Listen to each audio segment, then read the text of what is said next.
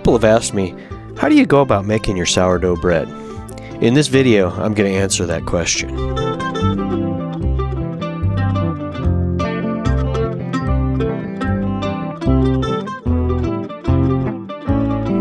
Okay, it's the night before I'm going to make my bread, and the first thing that I have to do is feed my starter.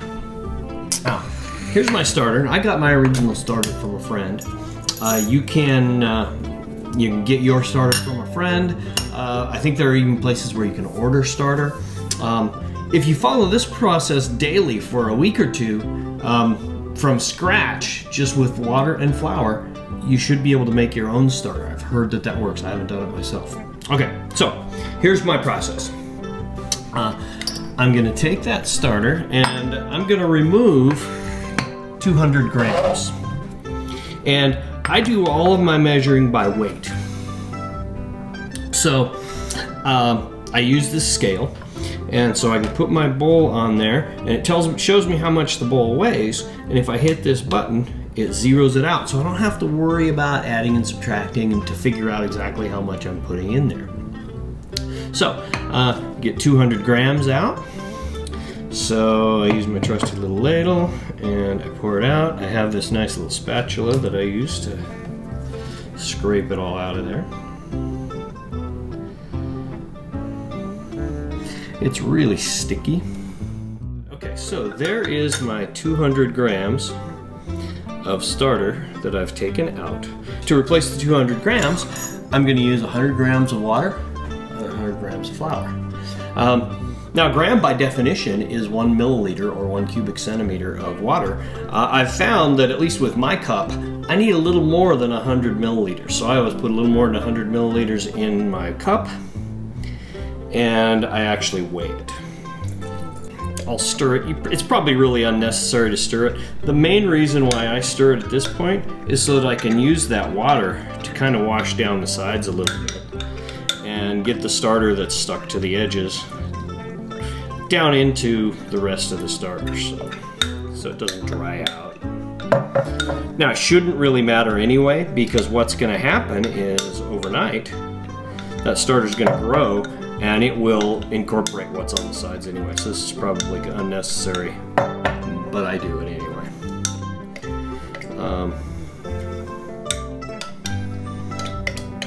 Plus, I think that I can stir it in a little bit better too. That way, my old starter will get mixed in with my new starter a little bit better. Okay, so now I need 100 grams of flour. Now I use bread flour. Some people use all-purpose flour, but I use bread flour. What it does, it's got a little bit more protein in it that will help build the gluten, as I understand. Again, I'm no expert, but this is just how I do it. Oh, I'm 1 gram short. Okay, so there's my flour and water. So stir that up again.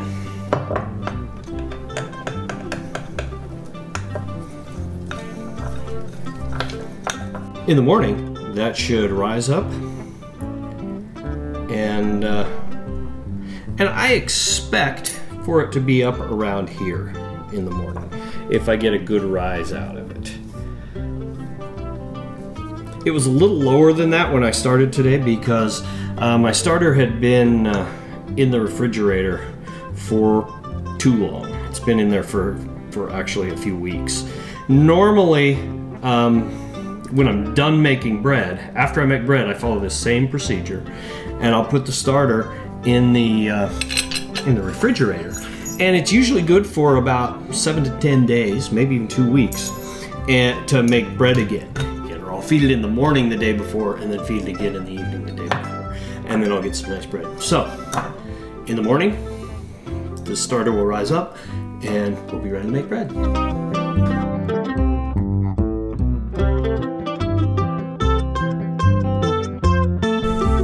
Now it's the morning that I'm going to bake bread, and the first step is what's called an autolyse. This means that I mix together only the flour and water and let it rest. This hydrates the flour, allowing the gluten to develop, which makes the dough stronger and easier to work with. I measure 320 grams of water and 450 grams of bread flour. The flour I use is King Arthur organic bread flour. I mix the flour and water just until it's thoroughly mixed. I use my mixer with the dough hook. You can use a spoon if you prefer. I'm actually making 2 loaves of bread today, one using only white flour and the other incorporating some whole wheat flour. For the whole wheat loaf, I use a little more water, 325 grams, since the whole wheat will absorb more. To that, I add 300 grams of bread flour and 150 grams of whole wheat flour. I put my Autolyse mixture aside to rest. 20 minutes is the minimum rest, but I let mine rest for 2 hours. The longer you let it rest, the better it'll be. I put it in the oven with the light on to warm it up. The ideal temperature for the dough to rise is 92 to 94 degrees Fahrenheit. The dough won't rise during this phase because we haven't added yeast yet, but after we put our starter in, we're going to want it to be up to that temperature, so it will rise the best it can.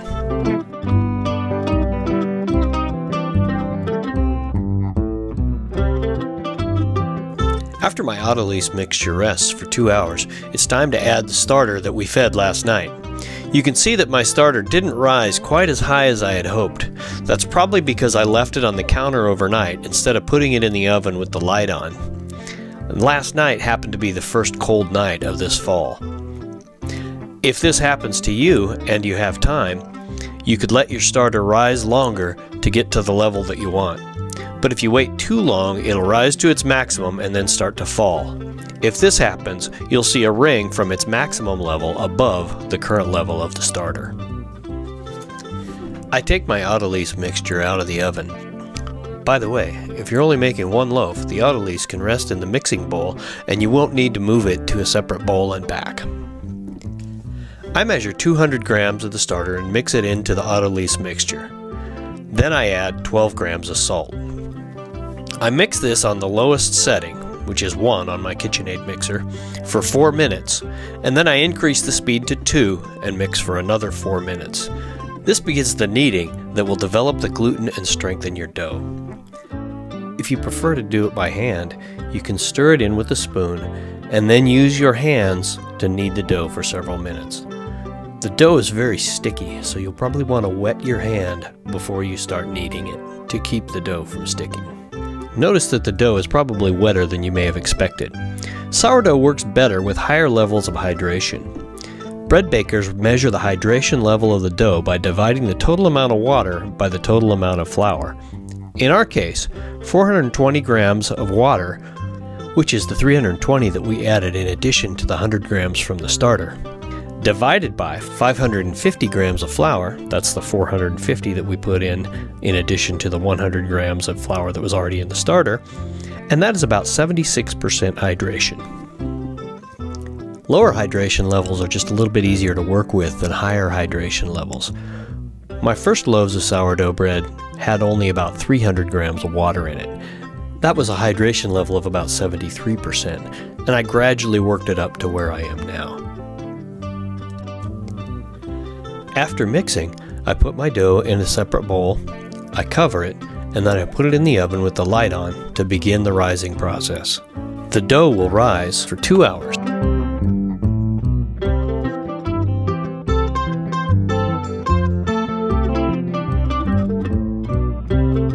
Now it's time for the bulk fermentation.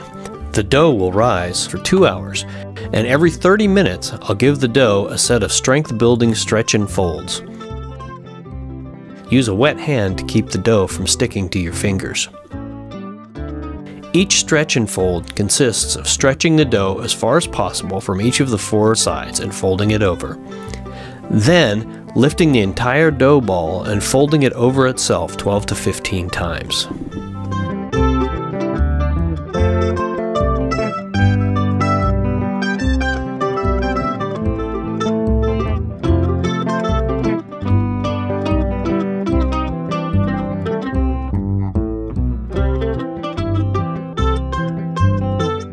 After 2 hours of bulk fermentation with stretch and folds every 30 minutes, it's time to pre-shape the dough.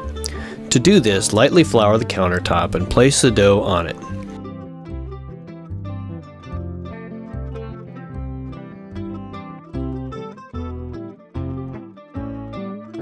Stretch the dough from the four sides as before, and then fold the corners in until you have a nice round ball.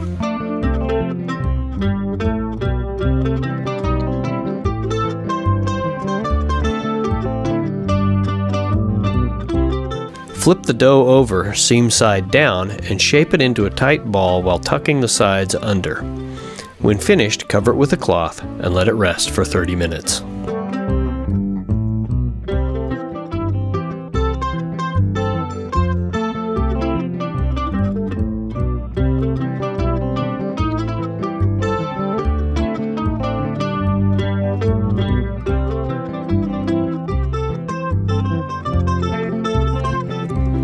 I'll be making two different shapes of loaves, a round loaf called a boule and an oblong loaf called a batard. For the boule, I'll use this proofing basket called a banneton. It has an elasticized cloth that can be used as a liner, however I'll be using it as a cover for the bread as it rises.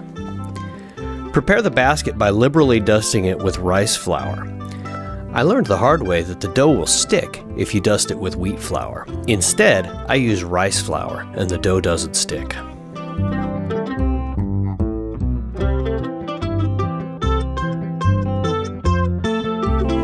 The pre-shaped dough has risen some over the last half hour.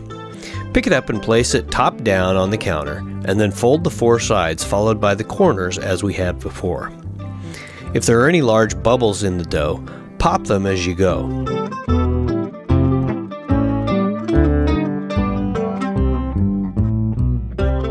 Seal up the seams and place it in the basket seam side up and dust it with rice flour. Set it aside, cover it with the cloth top, and let it rise for 90 minutes. If you don't have a proofing basket, don't worry, you can use the same bowl that you used for mixing and line it with a cloth, similar to how I'll be demonstrating for the batard. Since I don't have a batard-shaped banneton, I'll use this small roasting pan for the final proofing for this loaf. Place the cloth over it, leaving enough to fold over the top to cover it as it rises. Liberally dust the cloth with rice flour and set it aside.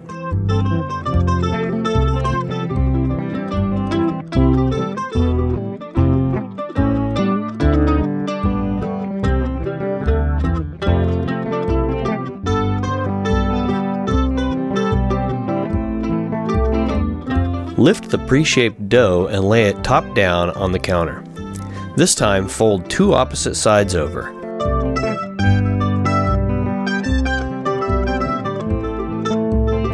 Then roll the dough to make an oblong loaf.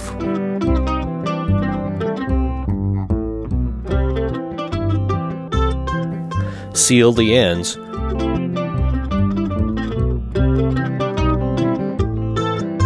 Place it top down in the pan. Dust it with rice flour and cover it. Let it rise for 90 minutes. Now that I have a little bit of time, I'm going to use it to feed the starter. Remember, we used 100 grams of water and 100 grams of flour and then mixed it up.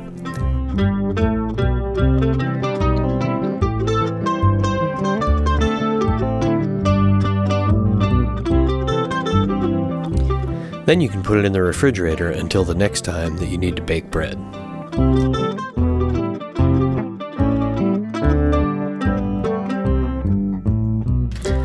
About a half hour before the final rise is completed, set the oven to 500 degrees Fahrenheit to preheat with the baking pan in the oven. I prep my counter with a piece of parchment paper and the hot pads for my preheated pan. When the 90-minute proofing is done, I uncover the dough, put the parchment over it, and then invert the basket, leaving the dough on the parchment. Then I slice the dough to allow the dough to expand during baking. This is called oven spring. Use a razor blade, a very sharp knife, or just snip the top a few times with scissors. The tool bakers use to slice the top is called a lame. What I use for a lame is actually a tool designed to trim wallpaper. Remove the preheated bread pan from the oven.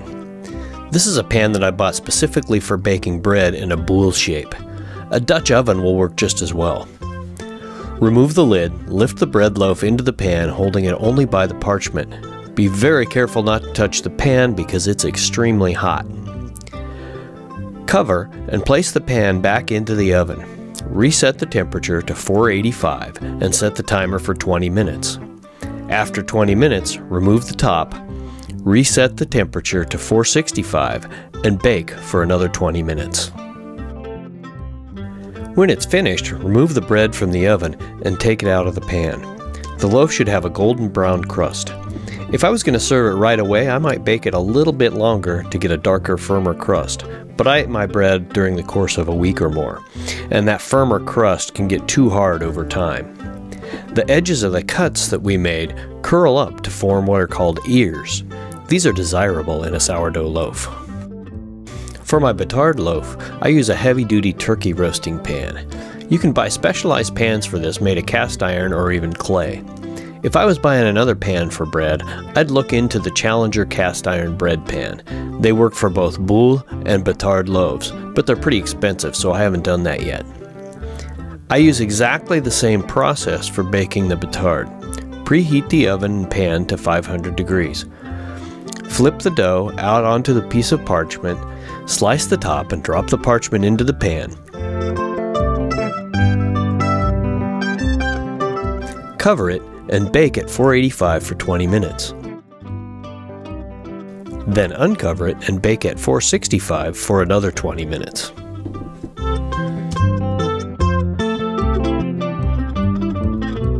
So here are the 2 loaves of bread that I made today. I made first this round white wheat bread and it's called a boule. And then I made this oblong loaf, which is called a batard, and this one has some whole wheat in it. Normally my batard loaves are a little bit longer and narrower than this, but overall I'm pretty pleased with how they look. Let's cut them open and see what happens.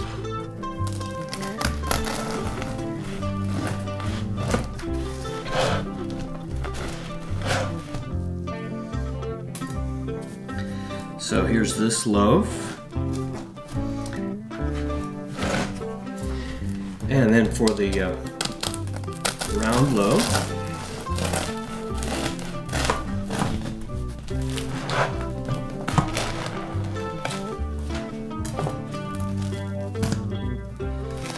looks like this. This is not probably the best loaf that I've made. I think I didn't get as much rise out of the bread as I normally would, and I think there's probably two good reasons for that. One of them is that it's one of the first cold days of the year, and so I think it's a little colder in here, so my dough wasn't as warm and maybe didn't rise as well as normal. The other one is that my starter had been in the refrigerator for a long time before this, and even though I started it the day before and let it grow, I might have needed to do at least one more cycle to get it really cooking in there before I did. I do have a piece of bread that I did before this one I pulled out of the freezer, and you can see it's got a little bit better hole structure in it than the ones that I made today. So this is a little more typical of my result. But anyway, I hope you have a good time making bread, and if you've got questions, hit me in those comments and I can do that, or if you're watching this, you probably know me and you can ask me other questions there. So anyway, happy baking.